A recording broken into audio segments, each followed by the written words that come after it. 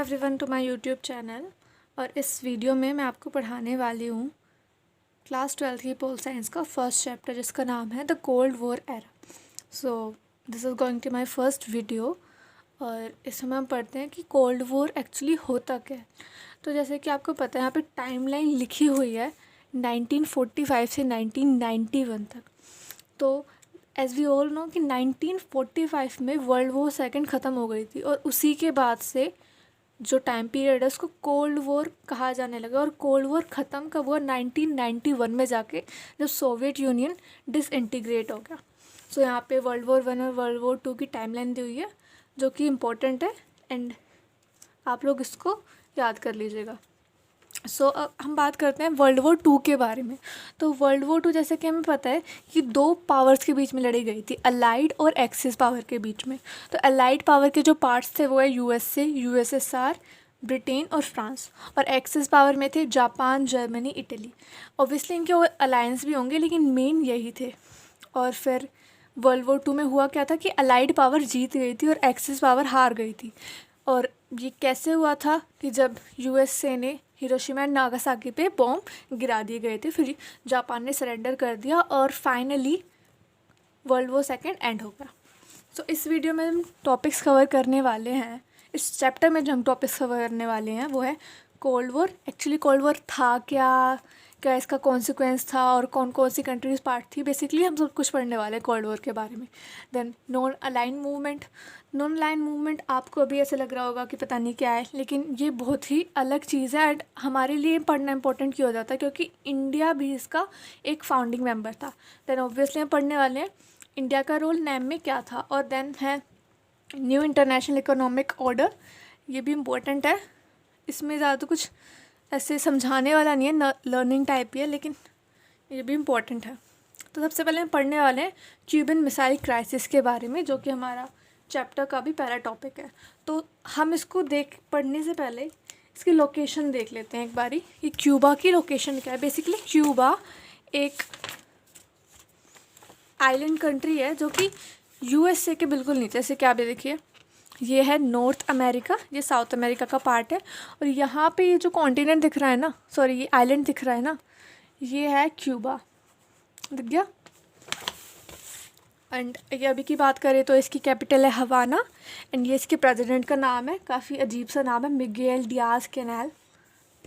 और ये उस टाइम के लीडर्स की नेम है जो कि हम आगे पढ़ने वाले हैं। अब इनको देख लेते हैं। क्यूबा में उस टाइम पर जो थे, क्योंकि 1962 में जो इवेंट हुआ था क्यूबन मिसाइल क्राइसिस, ये उस टाइम के लीडर्स की बात है। क्यूबा के थे फिडेल कैस्ट्रो, यूएसएसआर की निकिता क्रुश्चेव, ये एक आदमी है, औरत नहीं है, नाम निकिता।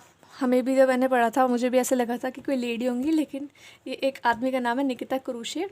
वो यूएसएसआर के लीडर थे, हेड थे उस टाइम पर। एंड यूएसए के थे जॉन एफ कैनेडी। हुआ क्या था क्यूबन मिसाइल क्राइसिस में, जैसे कि आप, अच्छा कोल्ड वॉर पहले देख लेते हैं कि कोल्ड वॉर था क्या। तो कोल्ड वॉर में बेसिकली ना आइडियोलॉजी का डिफरेंस हो गया था कि यूएसए ये मानता था कि डेमोक्रेसी, कैपिटलिज्म ये होना चाहिए पूरे वर्ल्ड में, बेस्ट यही है। अब कैपिटलिज्म में क्या होता है, जैसे कि नॉर्मली आज के टाइम में होता है कि बड़े बड़े उद्योगपति होते हैं और उनके पास प्रॉपर्टी होती है, लाइक सबके पास प्रॉपर्टी होती है, सबके पास अपना अपना पैसा होता है। और कम्युनिज़म में क्या होता है, कम्युनिज़म सोशलिज्म में एक फ़र्क है, बड़ा माइनर सा, एंड वो समझ में बेसिकली बहुत कम लोगों को आता है, बट मुझे भी इतना अच्छे से समझ में नहीं आता, but I will describe it to you in later videos अच्छे से पढ़ के। कम्युनिज्म और सोशलिज्म में बेसिकली होता क्या है कि जो भी प्रॉपर्टी होती है वो किसी इंडिविजुअल की नहीं होती है, वो सब या तो गवर्नमेंट को बिलोंग करती है या कम्युनिटी उसको होल्ड करके रखती है। तो ये दो बेसिक आइडियोलॉजी आ गई थी, एक थी यूएसए की और एक थी यूएसएसआर की। अब जैसे कोल्ड वॉर ख़त्म हुआ तो ये अलाइड पावर के जो पार्ट थे यूएसए और यूएसएसआर, दो मेजर सुपर पावर उभर के आई और उस टाइम पे दो पावर आ गए। अब इनके बीच में पावर ऑफ टसल चलता रहा कि कभी ये दोनों बेसिकली जाते थे कि मैं सुपर पावर बनूँ, मैं सुपर पावर बनूँ, और इनके बीच में टसल चलती रही, उसको ही कोल्ड वॉर कह देते हैं। अब कोल्ड वॉर के टाइम पे इन्होंने अपने अलग अलग अलाइंसेस में बना लिए, अलाइंसेस मतलब अलग अलग इन्होंने अपने साथी बना लिए। जो यूएसए की आइडियोलॉजी मानते थे वो उसके अलाइंस बन गए, और जो यूएसएसआर की आइडियोलॉजी मानते थे वो उसके अलाइंस बन गए। तो वैसे ही क्यूबा में जो था तो वो जैसे हमने देखा कि वो यूएसए के जस्ट बिलो ही है, लेकिन उसमें जो आइडियोलॉजी मानी जाती थी वो थी कम्युनिज्म वाली, मतलब यूएसएसआर वाली। तो देखा जाए तो वो कहीं ना कहीं यूएसएसआर का एक अलायंस था। अब यूएसएसआर की ना कैपिटल, यूएसएसआर की फुल फॉर्म एक बार देख लो, दैट इज़ वेरी इंपॉर्टेंट। मुझे भी पढ़ाते पढ़ाते याद आ गई। दैट इज़ सो यूएसएसआर की जो फुल फॉर्म है वो है union of Soviet socialist Republic. यहाँ पे मेरे स्पेलिंग एरर हो गया था तो मैंने चेक करके फिर लिखा ये। सो दिस इज़ यूएसएसआर। अच्छा, तो था क्या कि जैसे कि हमने देखा कि है तो बिल्कुल यूएसए के नीचे ही क्यूबा, लेकिन ये था आइडियोलॉजी कौन सी फॉलो करता था, कम्युनिज्म वाली। तो 1961 में जैसे कि यहाँ पे लिखा हुआ है कि यूएसएसआर को एक डर लगने लगा कि कहीं ये ना हो जाए जैसे कि लोकेशन वाइज क्यूबा उसके बिल्कुल नीचे ही है, तो उनको डर लगने लगा कि ये ना हो जाए कहीं पे कि यूएस से इसको इन्वेड कर ले और इसको आके ये अपनी वाली आइडियोलॉजी बना ले, इस पर कब्ज़ा कर ले। बेसिकली ये डर था इनका। तो फिर डर भी थोड़ा सा देखा जाए तो सही था, क्योंकि एरिया अगर देखा जाए उसका क्यूबा बहुत छोटी सी और अमेरिका बहुत बड़ा है और लोकेशन वाइज भी बहुत पास है और उसका चांस हो सकता था। तो इन्होंने क्या किया, 1962 में इन्होंने यूएसएसआर ने क्या प्लान करा कि हम ना क्यूबा को अपना मिलिट्री बेस बना लेते हैं, हम यहाँ पे अपना मिसाइल विसाइल सेटअप कर लेते हैं, पता नहीं कल को क्या हो जाए, यूएसए का मन बदला और ये आ गया हमारे ऊपर, क्यूबा के ऊपर कब्ज़ा कर ले, तो फिर हम इसलिए इसको अपना मिलिट्री बेस बना लेते हैं। तो 1962 में इन्होंने अपनी मिसाइल प्लेस कर दी और ऐसा पहली बार हुआ था पूरी हिस्ट्री में कि अमेरिका इतनी क्लोज आ गया था किसी की रेंज में, मतलब मिसाइल रेंज पे, कि क्यूबा में, क्योंकि जैसे लोकेशन है क्यूबा में, अगर मिसाइल सेटअप कर दी गई है तो काफ़ी सारी यूएसए की ऐसी सिटीज़ थी जो उसकी डायरेक्ट रेंज में आ गई थी और ऐसा पहली बार हुआ था। तो फिर इन्होंने ये सब चीज़ कर दी 1962 में। अब इसके 3 हफ्ते बाद जाकर अमेरिका को ये चीज़ पता चली। तो फिर अमेरिका जैसे को पता चीज़ चली है तो अमेरिका लड़ाई नहीं करना चाहता था। दे वांट कि यार लड़ाई भी नहीं करनी है, क्योंकि अगर लड़ाई करेंगे तो ओब्वियसली बहुत ज़्यादा खर्चा, बहुत ज़्यादा नुकसान होगा, इतना सारा मिलिट्री में खर्चा करना पड़ेगा और बेसिकली सिविलियंस की जान बहुत खतरे में जाएगी। और उस टाइम पे हमें ये भी पता था कि दोनों ही सुपर पावर्स के पास न्यूक्लियर वेपन्स है, तो ऑब्वियसली उसका रिज़ल्ट देख लिया गया था कि अगर न्यूक्लियर वेपन्स को कोई इस्तेमाल करेगा तो हिरोशिमा और नागासाकी का एग्जाम्पल सेट था पहले कि ये होने वाला है, और उस तरह से अगर जीतेंगे भी तो क्या फ़ायदा। तो यूएसए ने क्या किया कि उस टाइम पर जो जॉन एफ कैनेडी थे वहाँ के प्रेसिडेंट थे, तो उन्होंने बोला अमेरिकन वॉरशिप से, मतलब नेवी से अमेरिका वाली, कि आपको अगर कोई भी सोवियत यूनियन का शिप आता हुआ दिखे क्यूबा की तरफ तो उसको इंटरसेप्ट करो। इंटरसेप्ट मतलब उसको रोक लो, उसको जाने मत दो, उसको कब्जे में कर लो अपने। और इसको यूएसएसआर एक वार्निंग की तरह से लेगा कि ऑब्वियसली तुम वहाँ पे जा रहे हो, कोई तुम्हारा एलाई को तुम अपनी चीज़ भेज रहे हो वहाँ पे, और कोई इंसान आके उसको रोक दे तो ऑब्वियसली वो ऐसा लगेगा कि नहीं, वो आपको नहीं जाने दे रहा, वो आपको वार्निंग दे रहा है। एंड उस टाइम पे जब ये चीज़ें क्लैश आ गए ना दोनों, कि यूएसए और यूएसएसआर दोनों आमने सामने आ गए, तो एक वो बहुत ही ज़्यादा हाई पॉइंट बन गया था कोल्ड वॉर का, और लोगों को लगा कि यार अब तो लड़ाई होके रहेगी। लेकिन होपफुली फॉर्चुनेटली ऐसा नहीं हुआ और लड़ाई नहीं हुई, चीज़ें सॉर्ट आउट हो गई। और इस चीज़ को समझाने के लिए ना एक ध्रुव राठी की वीडियो है क्यूबन मिसाइल क्राइसिस को लेकर, उसमें बहुत अच्छे से समझाया गया, तो मैं उसका लिंक डिस्क्रिप्शन में डाल दूँगी। If you want to see it, आप देख लेना, आपको बहुत अच्छे से समझ में आ जाएगा। Coming back to our chapter, आगे क्या हुआ, तो इस चीज़ को high point of cold war कहते हैं। हालांकि लड़ाई नहीं हुई, बहुत अच्छी बात है, क्योंकि भैया ऐसे भी बोलते हैं कि अगर उस टाइम पे लड़ाई हो जाती ना तो तीसरा वर्ल्ड वॉर हो जाता। तो होपफुली हमारा तीसरा वर्ल्ड वॉर नहीं हुआ और अब कहानी आगे बढ़ती है। आगे क्या हुआ, अब यहाँ पे इन्होंने बताया कि कोल्ड वॉर बेसिकली है क्या, जो कि हम थोड़ा बहुत जान चुके हैं पहले से। तो देखो भाई यार, बड़े सीधे से शब्दों में मैं समझाऊँ ना तो कोल्ड वॉर कुछ भी नहीं है। ऐसे है कि दोनों ग्रुप बन गए। अब ऐसे ये होता है ना कि क्लास में 2 बच्चों के ग्रुप बन जाए और अपने जो 2 लोग हैं और उनके ग्रुप बन गए हैं, और एक बोलता है कि मेरी टीम में आ जाओ, एक बोलता है मेरी टीम में। तो वही हुआ है, यहाँ पे 2 ग्रुप बन गए हैं, यूएसए और यूएसएसआर के। अब इनको अलायंस भी बोलते हैं, वेस्टर्न अलायंस इसलिए कि देखा जाए, जैसे मैप देखते हैं, जैसे ये मैप यहाँ पे मैं ढूंढूँ तो लाइक दिस इज़ मैप, यहाँ पे देखते हैं ये वेस्ट में है ना, लेफ्ट हैंड साइड पे तो वेस्ट और राइट हैंड साइड पे तो ईस्ट। तो जो ये वाला हो गया ना यूएसए का जो पार्ट है, इसको बोले लगे ईस्ट वेस्टर्न अलायंस, और जो यूएसएसआर का है, यूएसएसआर का अलायंस है, ये हो गया वेस्टर्न अलायंस। और इसको हेड कौन कर रहा, तो ऑब्वियसली ये जो इन ग्रुप के 2 लीडर हैं, ये हैं यूएसए इसका, और इसका है यूएसएसआर। और यहाँ पे इनकी आइडियोलॉजी बताई गई है। यहाँ पे लिबरल डेमोक्रेसी और कैपिटलिज्म फॉलो होता था, और ईस्टर्न अलायंस में होता था follow socialism and communism.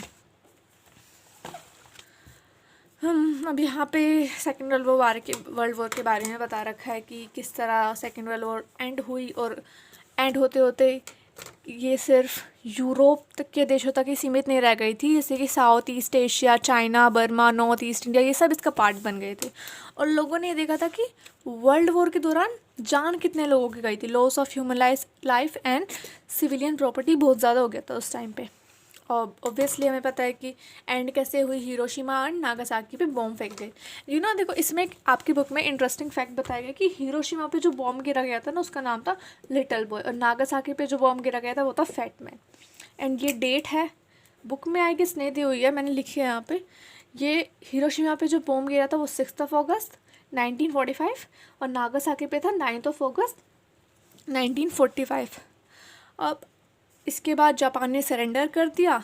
And इसके बारे में भी एक ध्रुव राठी की वीडियो है कि किस तरह ये चीज़ जब मतलब बॉम्बिंग हुई थी, तो बोला जाता है कि बोला जाता है क्या है ही कि वर्ल्ड में फर्स्ट टाइम न्यूक्लियर वेपन का यूज़ किया गया था।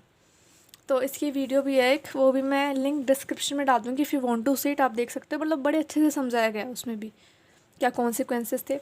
अच्छा हाँ, कॉन्सिक्वेंसेस से मुझे याद आया कि जापान में जो हिरोशिमा एंड नागासाकी पे जो बॉम्बिंग गिराए थे ना, उसका इतना ज़्यादा बुरा प्रभाव पड़ा था कि इवन अभी तक भी वहाँ पे ट्रेसेस छूट गए हैं। क्योंकि यार आप न्यूक्लियर वेपन्स का इस्तेमाल कर रहे हो ना, वो पावर है ना, आप उसको कंट्रोल नहीं कर सकते, वो अनकंट्रोल है। और इस तरह से यूज़ होगी ना, तो लाइफ्स, ह्यूमन लाइफ्स क्या और नेचुरल लाइफ्स क्या, सारी लिविंग ऑर्गेनिजम्स को बहुत ज़्यादा सफ़र करना पड़ा था। एंड इवन ट्रेसेस उसके आप भी आज भी दिखते हैं। अब इसके हिरोशिमा एंड नागासाकी पे जो बॉम्बिंग करी, तो उसको लेकर भी 2 टाइप के लोग हैं।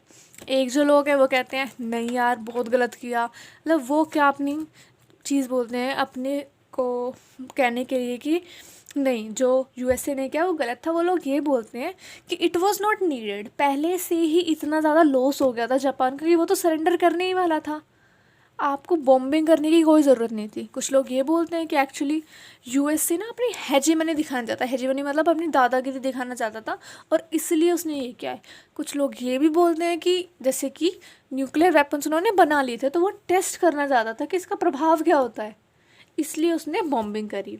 एंड कुछ लोग ये भी बोलते हैं, इवन ये सही चीज़ है, कि हिरोशिमा पे उसने बॉम्ब डाल ही दिए थे, फिर नागासाकी पे बॉम्ब डालने की क्या ज़रूरत थी। हिरोशिमा पे जो बॉम्ब डाले थे 6 अगस्त को, उससे बहुत ज़्यादा बुरी हालत हो गई थी लोगों की, और जापान वैसे ही सरेंडर कर देता, दूसरा बॉम्ब क्यों डाला आपने। और जो लोग सपोर्ट में हैं, ऑब्वियसली जो यूएसए की साइड ले रहे हैं, वो कहते हैं कि नहीं यार ये सही किया यूएसए ने जो किया। पहले ही देखो 1939 में वॉर शुरू हुई थी, और खींचते खींचते 45 तक आ गई।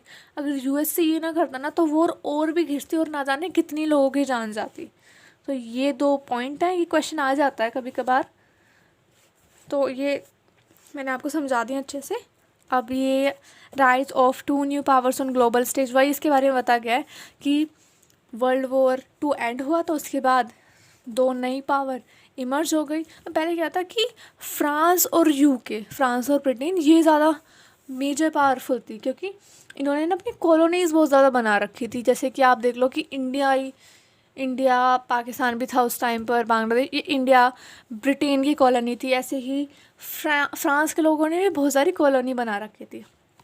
तो हुआ क्या सेकेंड वर्ल्ड वॉर में कि फ्रांस और ब्रिटेन को बहुत ज़्यादा धक्का लगा, क्योंकि बेसिकली जो था ना वर्ल्ड वॉर, वो यूरोपियन कॉन्टिनेंट में ज़्यादा लड़ा जा रहा था, और वो लाई ही यूरोपियन कॉन्टिनेंट में करते हैं दोनों देश, तो उनको ज़्यादा सफ़र करना पड़ा। अगर रही बात यूएसए की, तो यूएसए ने वॉर में बहुत लेट एंट्री मारी, तो उसको ज़्यादा फ़र्क नहीं पड़ा। एंड यूएसएसआर जैसे कि वो लोकेशन वाइज थोड़ा ज़्यादा डिस्टेंस पर है, तो ऐसे ही ब्रिटेन और फ्रांस के मुकाबले उसको कम फ़र्क पड़ा, तो इसलिए दो ये पावर उभर के आई जो है यूएसए और यूएसएसआर, और इनके बीच में फिर चला कोल्ड वॉर। ये है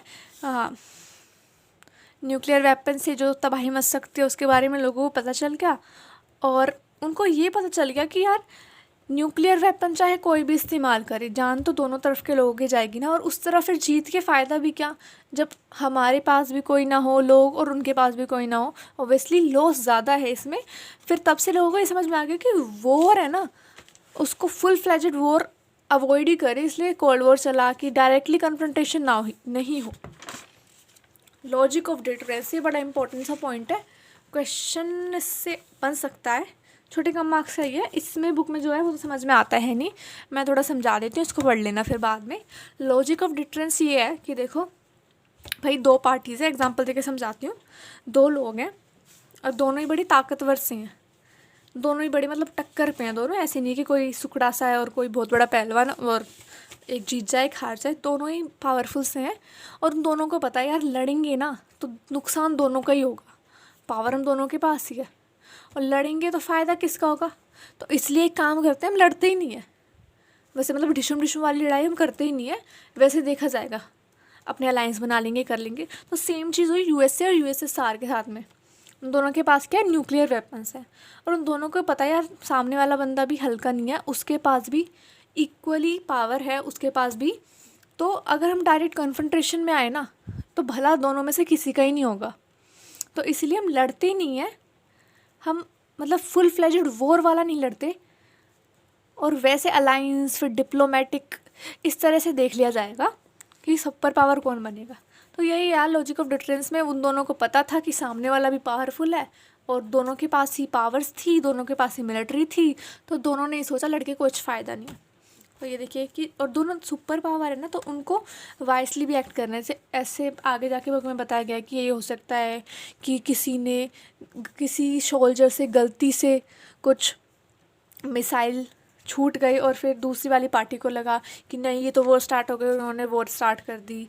ये सब चीज़ें आगे एग्जाम्पल ने बताई हुई है, that is not much important, लेकिन ये है कि यार with great powers comes the great responsibility. So वही चीज़ है कि पावर है आपके पास तो आपको रैशनली और वाइजली भी एक्ट करना पड़ेगा। So that is enough for today's video. आगे की टॉपिक हम आगे की वीडियो में कवर करेंगे। Okay bye, tata, see you, thanks for watching. If you like please subscribe and like my video. धन्यवाद।